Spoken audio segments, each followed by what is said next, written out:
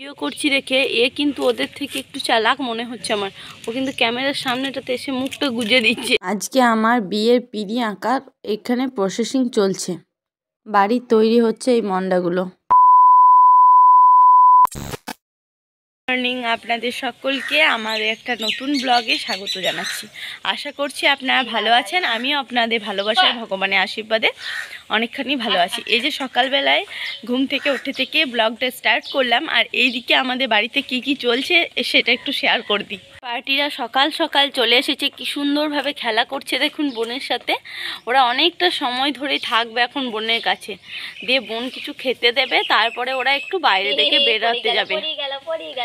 এর সাথে জানেন 6টা ছিল, কিন্তু 2জন অ্যাক্সিডেন্টে মারা গিয়েছে। আমরা পরপর 2 দিন যেবারে বাড়িতে ছিলাম না, সেই 2 দিনে 2জন মারা গিয়েছে। তো যাই হোক, এখন এই যে এদেরকে দেখে মনে হচ্ছে এরা কতটা নিষ্পাপ, কিছু বোঝে না, আর কতটা ভালোবাসে বোনকে। আমাকেও খুব ভালোবাসে, তবে আমার আবার ওরকমটা করতে খুব ভয় করে, যদি কামড়ে দেয়। ভিডিও করছি দেখে এ কিন্তু ওদের থেকে একটু চালাক মনে হচ্ছে আমার। ও কিন্তু ক্যামেরার সামনেটাতে এসে মুখটা গুজে দিচ্ছে।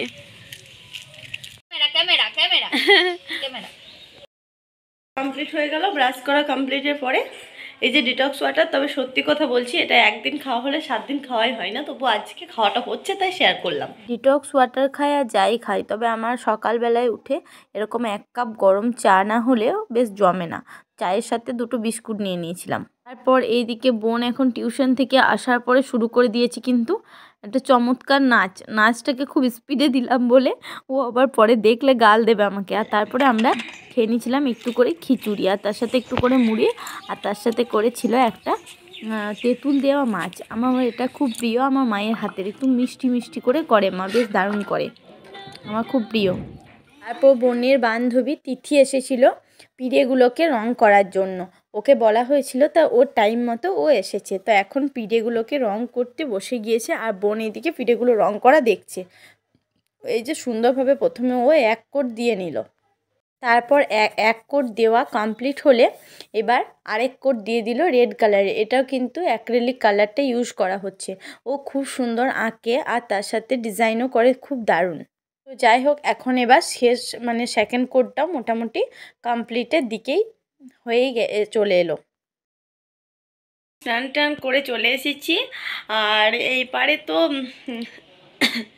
স্নান টান করে আসার পরে দেখছি কি পিড়েগুলো অনেকটাই রেডি হয়ে গেছে। মানে আমার পিড়েটা তো 2টো কোডই হয়ে গেছে, আর বরের পিড়েটা 2টো কোড হয়ে কিছুটা ডিজাইনও হয়ে গেছে। তো চলুন আপনাদের সাথে একটু ডিজাইনটা মানে শেয়ার করি।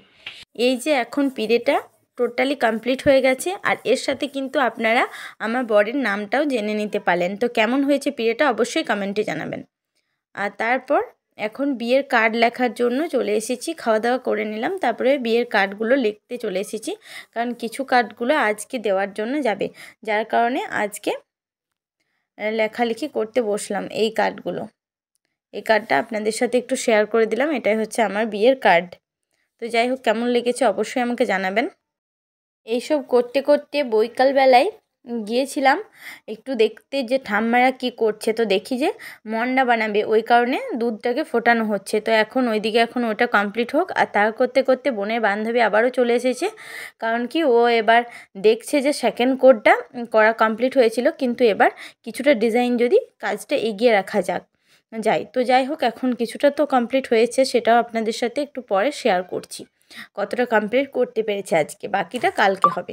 আর তার সাথে সাথে ঠাম্মাদের এইদিকে মন্ডা বানানো প্রায় কমপ্লিট, তো এই মন্ডাগুলো শেয়ার করে দিলাম। আর এদিকে বোন এখন লেখালেখি করতে বসেছে, আর ওর লেখালেখি মানেই ওর তার সাথে থাকবে কিন্তু খাওয়া দাওয়া। তো এইদিকে কুরকুরে খাচ্ছে আর একবার করে লিখছে, এরকমভাবেই চলছে।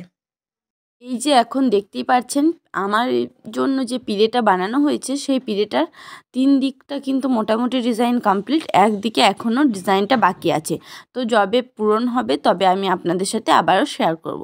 আর এই যে এখন রাতের বেলায় আমার আর আমার বোনের কিন্তু ছিল একটা নেমন্তন্ন। তো যাই হোক, তো এখন আমি বোনকে ডাকছি যে তুইও আয়, দুজনে একটু ক্যামেরার সামনে আসি। আর আজকে নেমন্তন্নটা ছিল কিন্তু আমাদের পাশের বাড়ি, মানে আমার বাবার কাকার বাড়ি, আমার পিসিমণির বাড়ি।